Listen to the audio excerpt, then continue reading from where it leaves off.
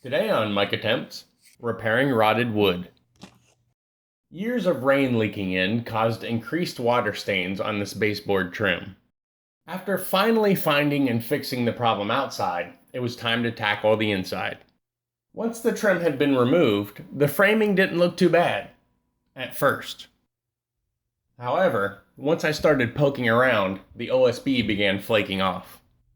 The underside of the 2x4 bottom plate has been damaged as well, and you could hear the difference in the rotted section of OSB. A cotter pin puller ended up being the perfect tool to scrape off the rot.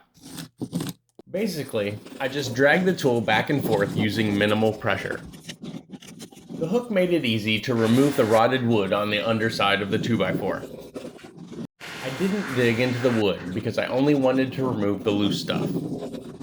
I discussed replacing the wood with my builder, but he pointed out that there were no signs of cracking and that trying to replace it could lead to more problems since the exterior sheathing was attached to these studs. The rot ended up being worse than it first appeared, but at least it didn't go all the way through the subfloor. My builder suggested we leave the damaged wood alone, but I did a little research and found these two products designed to be used together. The wood hardener claims to strengthen the remaining fibers and form a solid base to use the filler. I poured it into a plastic container and used a small chip brush to liberally slap it on. The OSB soaked it up like a sponge.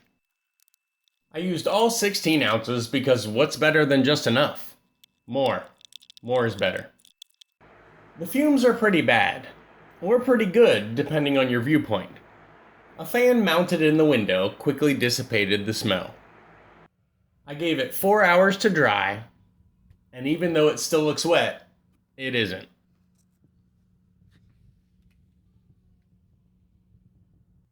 The high-performance filler claims to permanently repair rotted wood.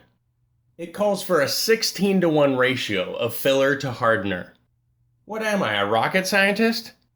Anyway, once mixed, the label claimed there would be 10 to 15 minutes of working time.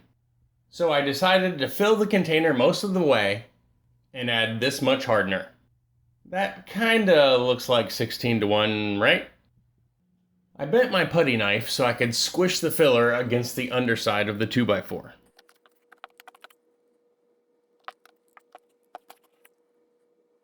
It was going alright, until about 45 seconds later when the mixture began quickly hardening.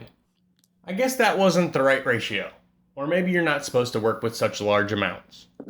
Either way, I was irritated because the filler was $20 and I just wasted half.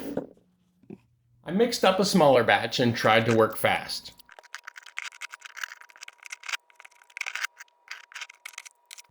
One more batch and the can was empty.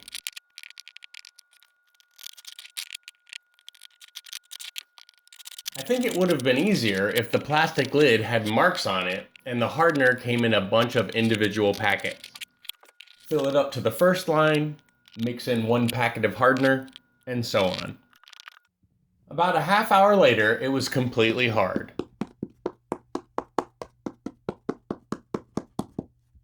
So, was it a success? I think both products worked well, but changes could be made to minimize user error when it comes to mixing the filler.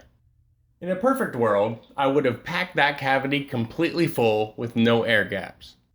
While that wasn't the reality, I do think it's better than it was. This leak was caused when the original roofer neglected to install a single piece of kickout flashing that is required by code. The exterior repair involved removing some of the veneer, replacing the rotted sheathing, adding the proper flashing, and installing new stone. The kickout flashing comes through the stone veneer, so all water gets diverted into the gutter. Without kickout flashing, any water that got between the shingles and the bottom edge of the veneer would follow the step flashing down to the edge of the roof where it had nowhere to go except behind the stone. After spending a lot of time and money over the years, I finally reached out to our builder for recommendations.